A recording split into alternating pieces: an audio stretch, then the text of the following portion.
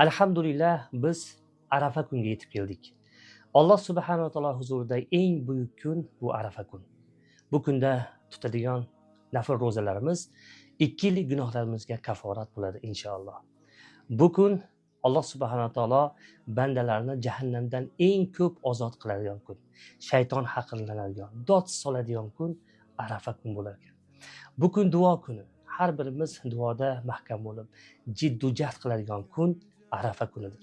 Payg'ambarimiz sollallohu alayhi vasallam hadisda xayru duo yawmi Arafa. Eng yaxshi duo Arafa kunida qilingan duo dedilar. Va xayru ma qultu ana va nabiyyuna min qabli. Men va mendan avvalgi payg'ambarlar qilgan eng yaxshi duo, eng yaxshi bu so'zlar la ilaha illalloh vahdahu la sharika lahul mulk va lahul hamdu va huwa ala kulli shay'in qodir. Allohdan o'zga haq iloh yo'q. U yakka yagonadir. Uning sherigi ham yo'q.